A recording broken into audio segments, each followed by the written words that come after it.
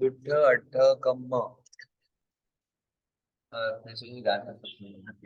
प्रलय प्रलय प्रलय मतलब कि दुख रूपी जो प्रलय है तो अनिल पेदियु मतलब कि पवन से प्रेरित ये अनिल होगा। ये है पवन से प्रेरित प्रेरित भीषणमनी मतलब कि भयंकर भयंकर भवरणे मतलब कि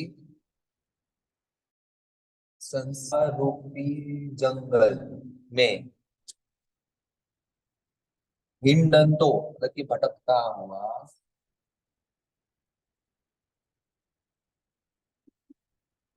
नरेसुवी नरक गति में भी ये पूरा नरक गति में भी अनंत सो ये अनंत बार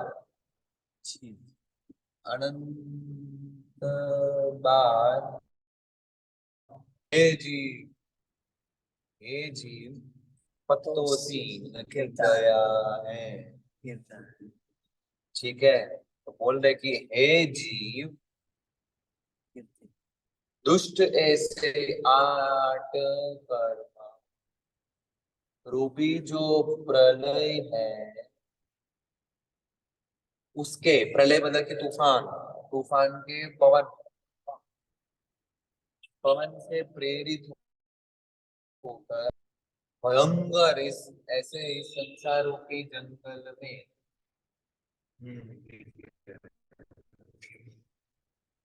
भयंकर ऐसे इस संसार रूपी जंगल में भटकता हुआ नरक गति में भी नरक गति में भी नरक गति में भी अनंत बार गया है। कहना क्या क्या चाह रहे हैं कि परमात्मा अपने केवल ज्ञान के बल से नरक के जीव की भयंकर वेदनाओं को प्रत्यक्ष देख सकते हैं क्योंकि उनको केवल ज्ञान सब दिखता है हमको नहीं दिखता है इसलिए हम उतना फील नहीं कर पाते और तिर्यंश दिखती है तिर्यंश गति हम फिर भी मान लेते हैं कि बहुत दुखी है तिर्यंश गति इतनी दुखदाई है तो समझो नरक गति कितनी भयंकर वेदना वाली होगी।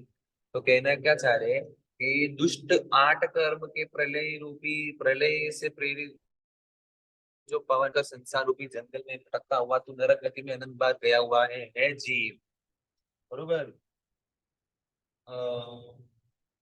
तो नरक में अभी नरक में जो हमारे भाव होते हैं ना नरक के जो पुद्गल होते हैं ना अभी हर जगह पुद्गल होते हैं मन वर्गना के पुद्गल की वजह से हमारे परिणाम बनते हैं बरोबर। मन में परिणाम होना भी पुद्गल की वजह से होता है ठीक है। तो नरक गति है फॉर एग्जाम्पल नरक गति है सात नरक ऐसे ही आता है ना। फिर इसके बाद इधर जो पूरे पुद्गल होते हैं ना वो अशुभ परिणामों वाले पुद्गल होते हैं तो आप उस नरक गति में शुभ परिणाम हो ही नहीं सकते खाली अशुभ परिणाम। जैसे कि कैसे देखो फर्स्ट वन बंधन शरीर के साथ संबंध में आने वाले पुद्गल अत्यंत अशुभ होते हैं।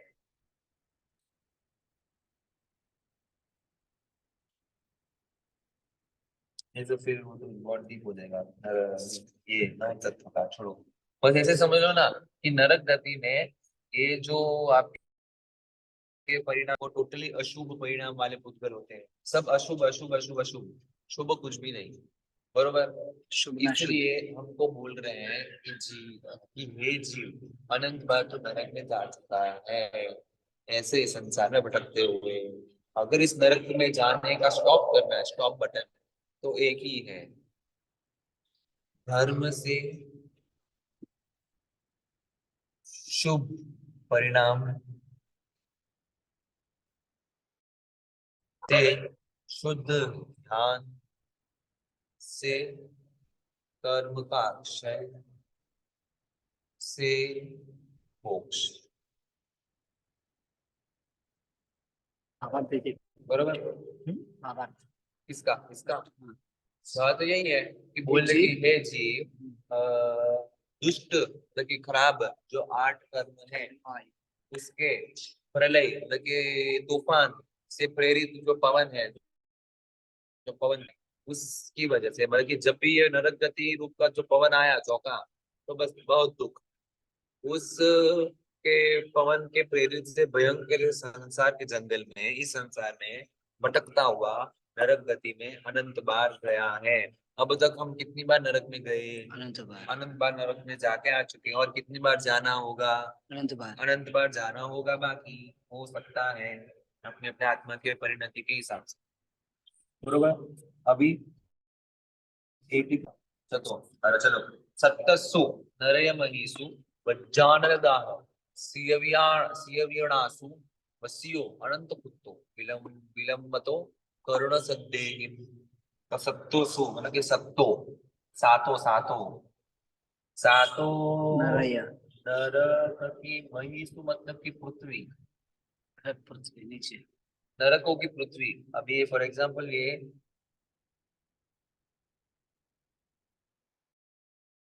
7 नरक है। तो ये जो इसकी है ना, इधर पृथ्वी होती है, हर एक नरक की पृथ्वी, उसको नरक पृथ्वी बोलते हैं। वाह, बरोबर। तो नरकों की पृथ्वी होती है, तो सातों नरकों की पृथ्वी। आगे देखते हैं क्या बोल रहे हैं। वज्जानल, वज्र के आगे के, वजानल वज्र के आगे के मतलब कि दाह की पीड़ा, दाह मतलब की पीड़ा।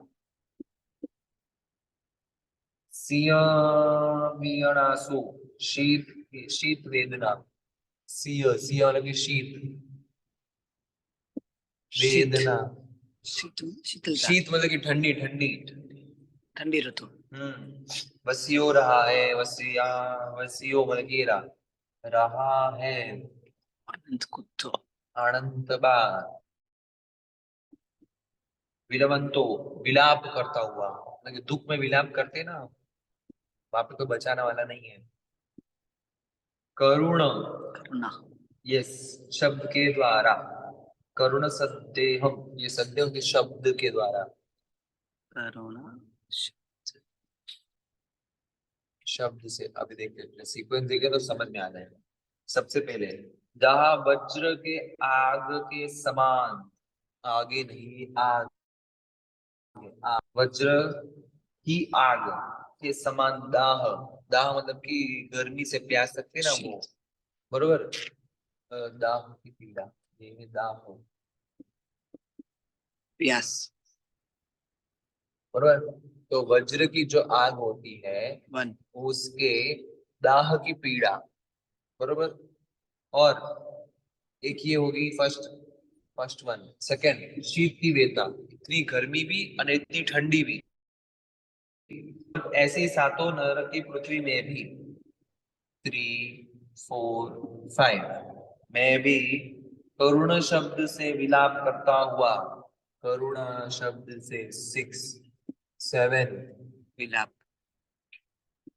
तू अनंत बार रहा है।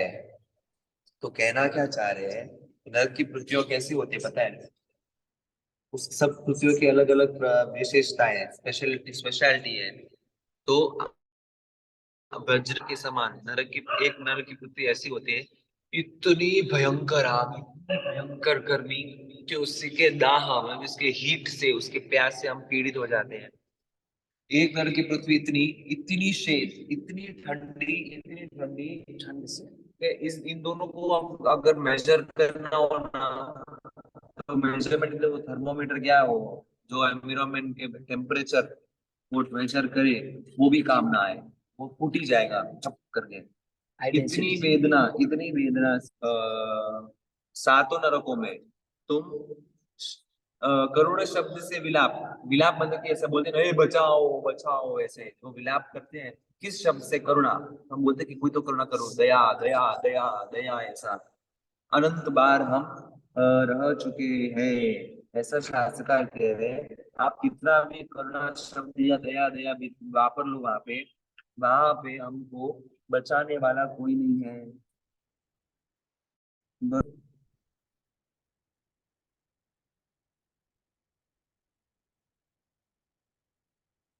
बस इतना ही है। परफेक्ट। चलो, बता, समझ में आ गया ना? हमको कहना चाह रहे कि इतनी पीड़ा होती है, आप वहां पे करते ही हो विलाप कि बचाओ या विलाप, करुणा करुणा परमदा में देव को बोलते कि अब भी छोड़ दो, पर कोई नहीं बचाने वाला, क्योंकि जब हम लोगों ने कर्म बांधे तब ये बाण नहीं आया। अभी जब सहन करने की बारी है, तब जब बाण आ रहा है तो कोई बचाने वाला कोई नहीं होगा वहां पे। बरोबर, अभी है ना, हम 86 की गाथा करेंगे, पूरा रब कर देते हैं। नरक गति कही। हाँ, नरक गति। बस नरक गति की बात चलती है। तिरंज की बात चली पीछे, फिर उसके पहले मनुष्य की बात चली, नरक। उसके बाद चौका पीड़ा है।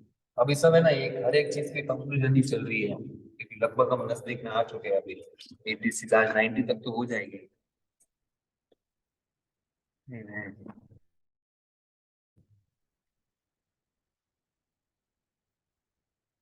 बंद कर दो जब तक मेरे कौन। देखो, पिय पाय शयन रहियो दूरंत वाहिहिम, दूरंत वाहिहिम,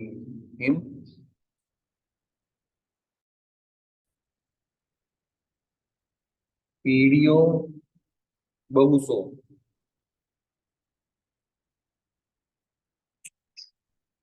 मणुयो भवे निस्सारे, मणुयो भवे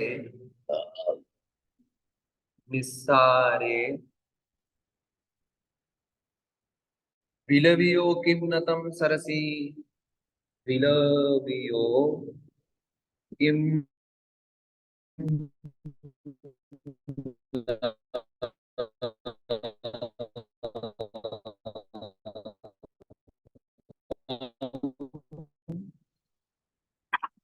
बरोबर है ना?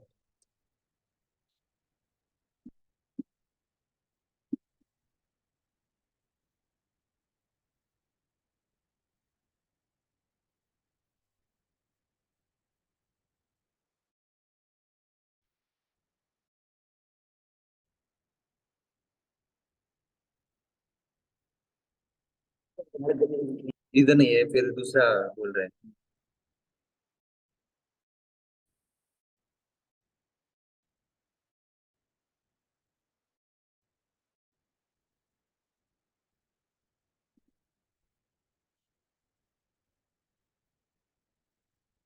ये हमारा सुना दे। मनोरथ सारे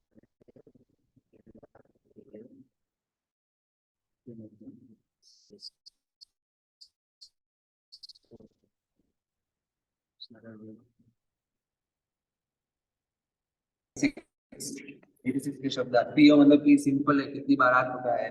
पियो मतलब कि पिता, पियो इज पिता, माया इज माता। बरोबर, पिता माता, बाद में सयण मतलब कि रहियो, रहित, सज्जनों से रहित, दुरंत मतलब कि भयंकर,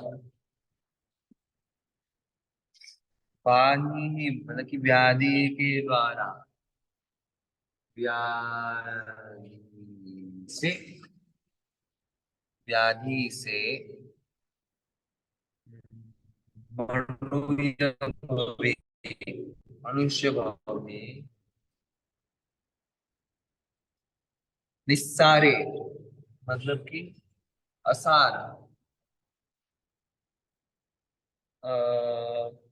विलवियो विलाप करता है। वाला उड़ा रही है। पीड़िया बहुत। पीड़ित होता है, पीड़ित हुआ हुआ, सॉरी, पीड़ित हुआ हुआ बहुत बार। किन्नतम, क्यों नहीं उसको स्मरण करता है। देखो अभी सीक्वेंस देखते हैं कि सार रहित ऐसे मानव होते, असार ऐसे मनुष्य भाव में, क्या असार ऐसे मनुष्य भाव में माता पिता तथा स्वजन रहित। असार मतलब कि क्या, जहाँ पे कोई सार नहीं, मतलब कि मनुष्य भाव तो ऐसा भाव जिसमें हमारा कोई सार नहीं है, मतलब कि कोई सपोर्ट सिस्टम है, कोई लेना देना नहीं। कुछ नहीं है, बरोबर। असार ऐसे मनुष्य भाव में माता पिता स्वजनों से रहित, बरोबर, इन सब से रहित, इन सब के बिना भयंकर रहित भयंकर व्याधि से, भयंकर व्याधि यानी दुख, व्याधि मतलब कि दुख, भयंकर व्याधि से अनेक बार पीड़ित हुआ तू, व्याधि से पीड़ित हुआ बहुत बार, बहुत बार नहीं। बहुत बार पीड़ित हुआ तू विलाप करता था, विलाप करते थे हम, तो अभी उसे तू, उसको, उसको मतलब किसको, तो ये सब जो तूने किया है उसको तू क्यों नहीं याद करता, स्मरण मतलब कि याद करता है। अभी देखो कहने का अर्थ ये है, और डिस्टर्ब नहीं करवानी सारी कि शास्त्रकार हमको कह रहे हैं कि ये मनुष्य को हमको जो मिला है ना, वो हमको सब अनुकूलताओं से मिला है।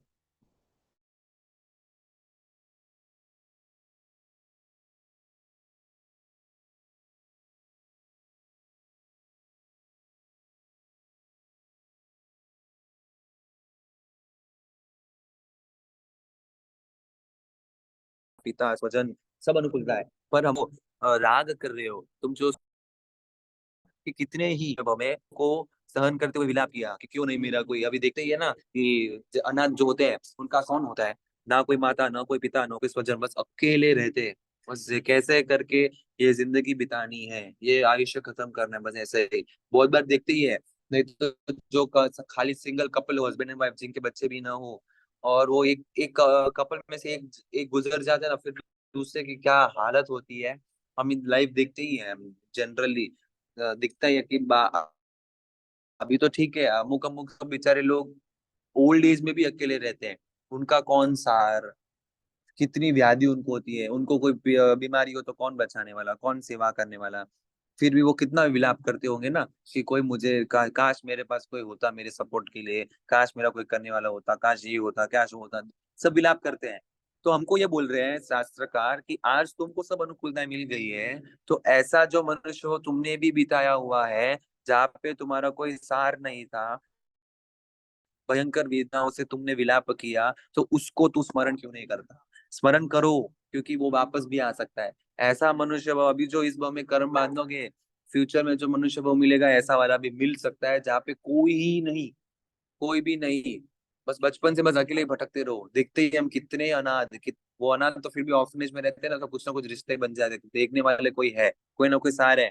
पर अमुक अनाथ तो इतने मतलब भयंकर उनकी सिचुएशन होती है, बस आप समझो, ना कोई इनकम, ना कोई खरीद के लिए कोई पैसे, ना कोई कोई चीज लानी हो, कोई खाने पीने की कोई भी चीज, ना कपड़े, ना किसी से कुछ बात करने के लिए, ना कोई प्रॉब्लम हो तो किसी को बोलने के लिए, कुछ भी नहीं, बस बस इस मनुष्य भाव को कैसे भी खत्म करना उनका, समय बिताना उनका काम होता है, बरोबर। इसलिए हमको शास्त्र की एक बार याद करो, याद करके फिर रियलाइज करो कि ये जो मनुष्य भाव मिला है कितना वैल्यूबल है, और इसमें तुम लोग भी हम लोग सब जो प्रमाद कर रहे हैं कितना वेस्ट। फिर अगली बार जब मनुष्य भाव में भी ऐसा वाला मनुष्य भाव मिलेगा ना, तब हम कुछ नहीं कर पाएंगे, बरोबर। चलो आगे, 87th में गाथा, 86 तो हो गई।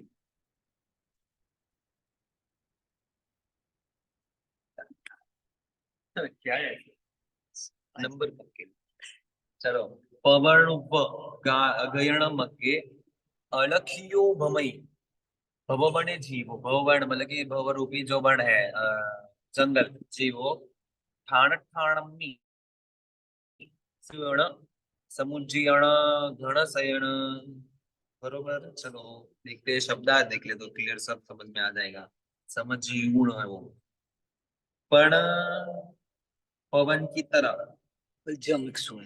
किधर, हाँ, डबल ज। हाँ जो ने जो, ज ने ज। पवन की तरह गयन मग्गे, आकाश गगन मतलब कि आकाश आकाश के मार्ग में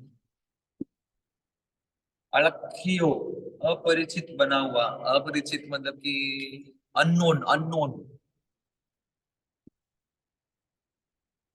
जिसका कोई वो परिचय नहीं है, ऐसा अपरिचित बना हुआ। मनुष्य मनुष्य का मनुष्य की बात चल रही है, जीव की चल रही है, शायद पक्षी की जैसे बोल रहे, देखो हम बोलते हैं, देखते क्या सार है।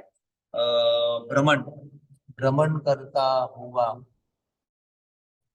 भव बने, भवरूपी भव वन में जीव, यह जीव ठाण ठाणमी मतलब कि स्थान स्थान स्थान में, स्थान जगह जगह जगह जगह बोलते हैं ना, ऐसे अलग अलग जगह, स्थान स्थान में, ठाण मतलब कि स्थान, ठाण ठाणमी, मी मतलब कि सरल विभक्ति, फर्स्ट सेकंड समुच्चीर्ण की सम्यक रीत से उच्चीर्ण छोड़कर,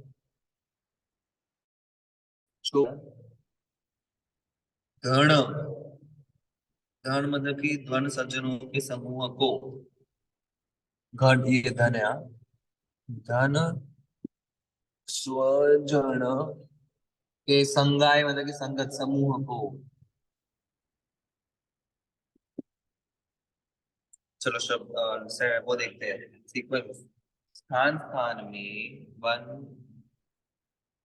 अ, अथवा तथा तथा सजन समूह, स्थान अलग अलग जगह में धन और स्वजनों के समूह को छोड़कर भववन में, भववन संसार रूपी जंगल में अ, अपरिचित बना हुआ, अपरिचय किधर गया ये, अननोन सेवन, अननोन बना हुआ यह जीव, अननोन यह जीव अ, आकाश मार्ग में पवन की तरह भ्रमण करता है पवन की तरह भ्रमण भ्रमण करता है, बरोबर।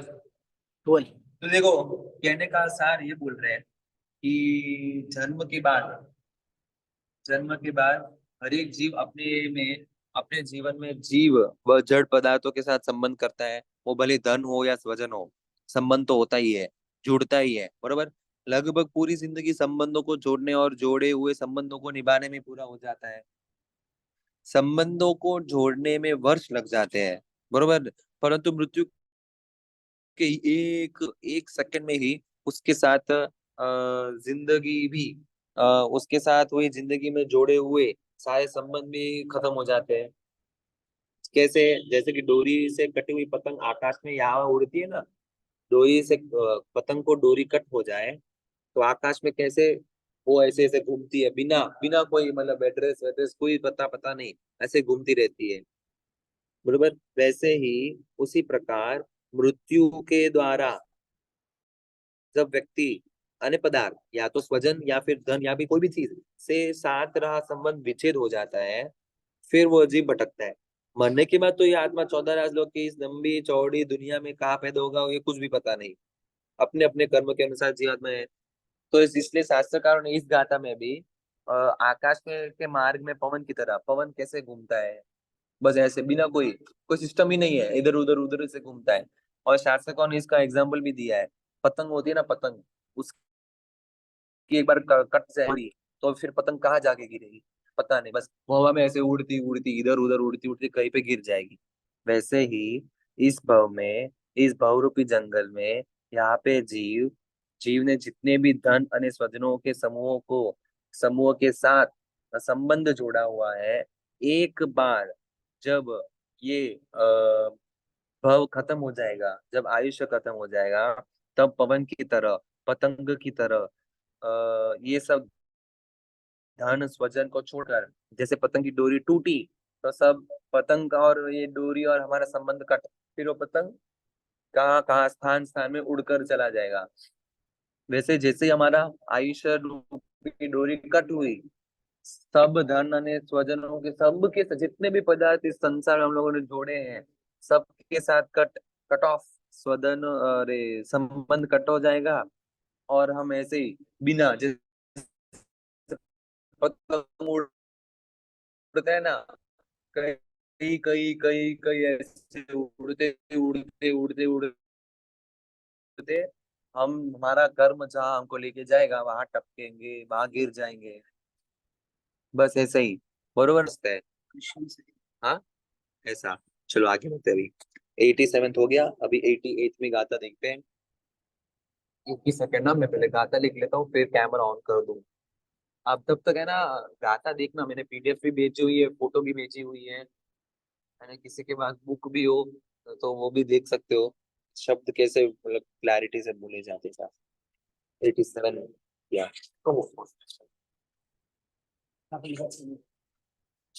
88, विद्धि जनता असंयम। कह रहे हैं कि विद्धि जनता असंयम, जन्म जरा मरण। जन्म मतलब कि जन्म, जन्म जरा मरण, तिख तिख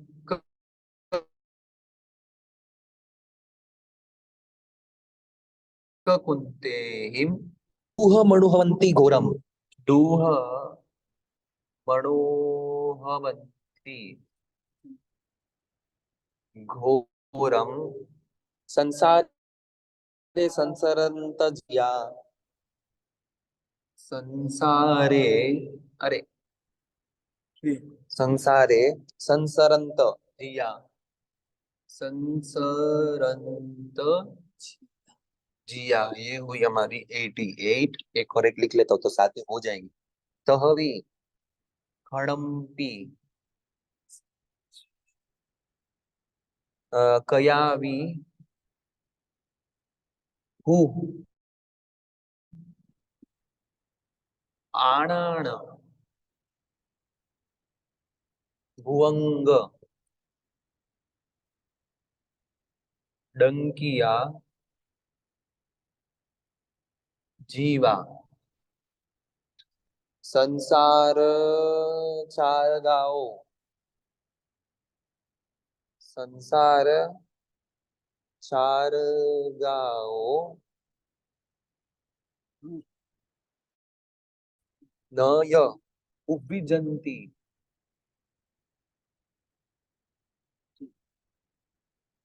उपविजन्ति मूढ़मना, उपविजन्ति मूढ़मना। ये हुआ हमारा 89। चलो अभी शब्दार्थ देख लेते हैं, गाथा में क्या कहना चाह रहे हैं।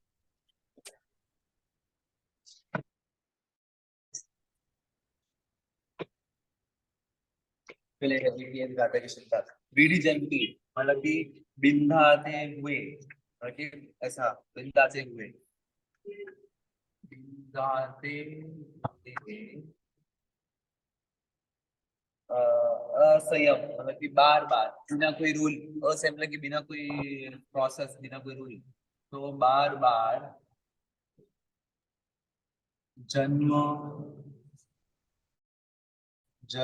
मृत्यु। અને મૃત્યુ, तीक्ष्ण भालों से, तीक्ष्ण भालों से दुख को, दुह मतलब कि दुख, मणुवंती मतलब कि अनुभव करते हैं। ये एक्चुअली है ना, दुहम अनुभवंती ऐसा आएगा, तो दुख को अनुभव, अनुभवते हैं। क्या? तो घोर संसार में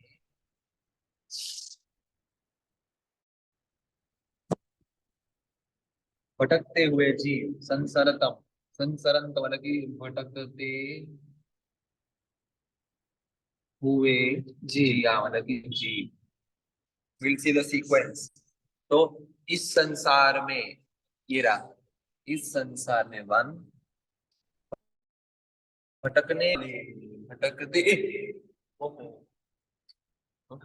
भटकते हुए जीव, इस संसार में भटकते हुए जीव, जन्म जरा ने मृत्यु रूपी जो तीक्ष्ण भाल है, तीक्ष्ण भाल मतलब पता है ना, भाल होता है वो, उससे जो अटैक अटैक करते हैं ना वो भाल। अरे लंबा स्टिक आता है फिर उसके बाद तीक्ष्ण होता है। चाकू, तलवार, चाकू नहीं, तलवार। ये देखो मैं डायग्राम बनाता हूँ, ऐसा लंबा स्टिक होता है पतली सी, फिर उसके बाद ऐसा बाल। एनिमल्स को अटैक करने के लिए पहले जमाने में यूज करते थे बाल, बाल कहते हैं। लाइक धनुष टाइप। इस प्रकार ही कुछ होता है, वो तीक्ष्ण होता है एकदम कांटे की तरह, तो कुछ होता है। डायग्राम छोड़ो, आर्टिस्ट नहीं है हम। ओके, तीक्ष्ण भाल किया तो जन्म जरा मृत्यु को तीक्ष्ण भाल बोला है।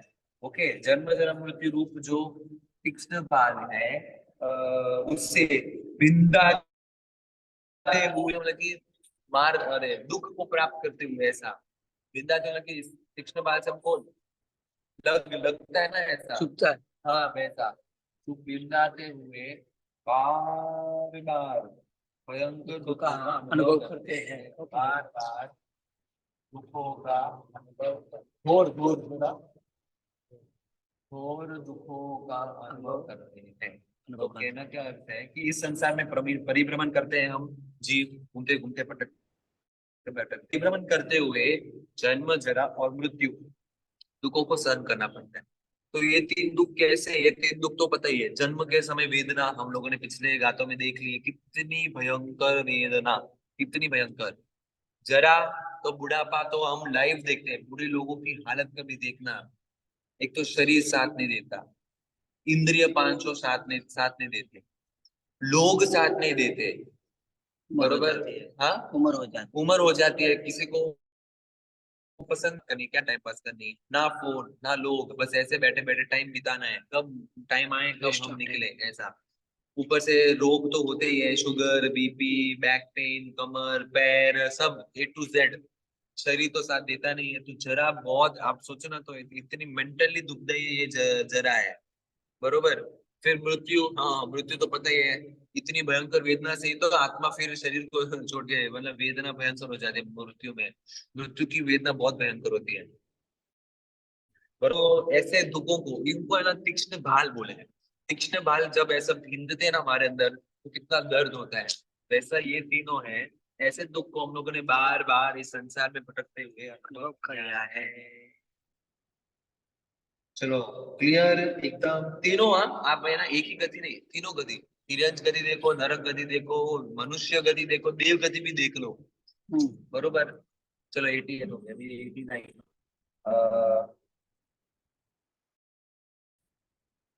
बस हो जाएगा 89। तभी, फिर भी कंटिन्यूअसली आइए। फिर भी, फिर भी, तभी फिर भी खड़म्पी क्षण के लिए, क्वेश्चन। क्षण के लिए, कभी भी, कभी भी, कभी भी अज्ञान, अज्ञान से भुवंग डंकियो, मतलब कि सर्प डंक, मतलब कि डंक, अ, काटना। डंक। डंक मारते ना कौन, तो भुवंग, भुजंग बोलते, भुजंग जो भू भू मतलब कि बॉडी से सरता है ऐसा, तो क्या नाम है इसका, सर्प। सांप। सर्प के काटना। जीव सांप। संसार चार गाओ, संसार रूपी कैद, चार का मतलब कि कैद, जेल, संसार रूपी जेल से नहीं। नहीं यह उपजंती पाता, वेग। उद्वेग पाता है। उद्वेग मतलब कि कंटाला, बोल। संसार से कंटाला नहीं आता है, फिर भी संसार अच्छा लगता है, अच्छा लगता है। मूड बना, हाँ हमको बोला है क्या, बोल तो बना। मूड मन वाले, मूड मतलब कि मूर्ख, मूर्ख वाले। बरोबर। अभी चलो सीक्वेंस देखते हैं। अज्ञान रूपी सर्प, सर्प किसको बोला है, तो अज्ञान, निधि मगर नहीं आ रही, कौन नहीं है, रूपी जो अज्ञान रूपी सर्प के काटने पर, अ, सर्प के काटने पर भी मूड मन वाले हम, मूड मन वाले हम जीव, हम जीव इस संसार रूपी कैद से, बरोबर, संसार रूपी कैद से, कैद से क्षण के लिए भी, 7 एक उद्वेग नहीं पाते। तो कहने का ये है, शास्त्रकार कह रहे हैं कि फिर भी बोला ना, फिर भी मतलब क्या, इतने सब हम दुख देख लिए, इतने सब दुख देख लिए, तिरंज गति, नरक गति, देव गति, मनुष्य गति, संसार में भटकते हुए, जन्म जरा मृत्यु की दुख, वो दुख देखते हुए भी, फिर भी मूढ़ जीव, हम सब मूढ़ जीव। क्यों मूढ़ जीव? तो अज्ञान रूपी सर्प के डकने से, बरोबर, अज्ञान रूपी जो सर्प है उसने काटा, तो हम लोग मूढ़ जीव बन गए, मतलब कि मूर्ख भोले बन गए, अज्ञान से। देखो ना, दोष हमको क्या दिया, अज्ञानता से। ऐसा नहीं कि हम आत्मा हमारी खराब है, ऐसा नहीं बोला, अज्ञानता की वजह से बोला है, मतलब कि ज्ञान नहीं है, पात्रता तो पूरी है, अगर ज्ञान हो जाए तो सब बरोबर हो जाए। इसलिए बोलते कि शास्त्र को पढ़ो तो आपको ज्ञान आएगा, बरोबर। तो अज्ञान रूपी सर्प के काटने पर क्षण भर के लिए भी, एक सेकंड के लिए भी संसार से उद्वेग, उद्वेग मतलब कि कुछ नहीं, बोर, कंटाला, बोर नहीं होता, बस संसार हमको फिर भी अच्छा लगता है, बरोबर। हो चुके, शायद एक दो दिन में